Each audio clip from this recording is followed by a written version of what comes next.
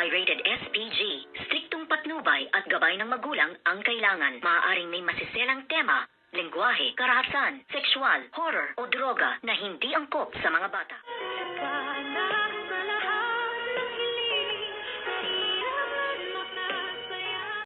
Good morning and welcome sa aking munting channel, Laking Gulat nga ni Doktora Annalyn Santos nang makita niya ang isang folder nga na nahulog at hawak-hawak nga ito nitong si Justine, at dito niya nakita na ito palang si Justine ay unti-unting nangungupit nga ng pera dito sa Apex Medical Hospital dahil napakalaki ng naging gastos nga sa kanilang medical mission sa loob nga ng correctional. At dito nga ay ang mga gamot ay talagang meron siyang mga dagdag na presyo na yung 10 piso ay naging 100 pesos, kaya inabot ito ng 5 milyon na sabi nga ng Dr. Annalyn Santos ay hindi pa nga ito aabot ng 1 milyon, kung kaya't nagdesisyon ito ngang si Dr. Annalyn Santos na ipakita ito kay Zoe. At laking gulat nga din ni Zoe at sinabi nga niya kung ano ang talagang motibo at plano nga nitong si Justine na hakutin at kurakutin ang pera nga dito sa Apex Medical Hospital. Kaya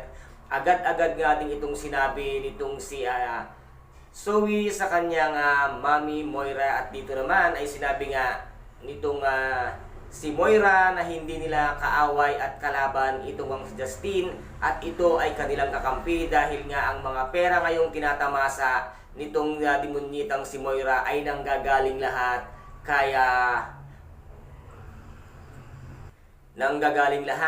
Eric. Kaya laking gulat naman itong si Zoe na wala siyang kaalam-alam na isa pala itong si Eric na nangungurakot talaga ng pera dito nga sa Apex Medical Hospital. At dito naman ay sinabi na nitong si Dr. Annalyn Santos sa kanyang tatay RJ ang kanyang diskubre at nalaman, at ipinakita nga niya ang dokumento at papel na kung saan nga ay nandoon ang lahat ng listahan ng kinupit nga na pera dito ni Justine. At kaya pinuntahan nila ang kanyang tita Giselle, at dito ay medyo nag-alsa boses nga itong si Miss Giselle Tanyag nang sabihin nga niya na pinagbibintangan ang kanyang anak na nangungupit ng pera at hindi siya makapaniwala. At laking gulat naman nito ng si Justine nang biglaan siyang ipatawag ng kanyang mami Giselle Tanyag, at dito nga ay sinabi at tinanong siya, at laking gulat nga nitong si Justine nang malaman niyang si Dr. Annalyn Santos ang nagbigay ng mga papel na kung saan nga ay nandoon ang listahan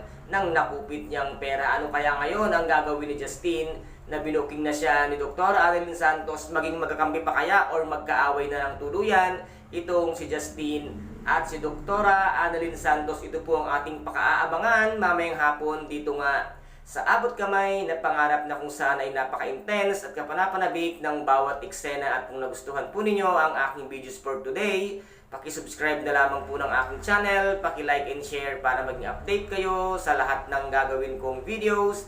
Maraming salamat po. Ingat, God bless, and bye-bye!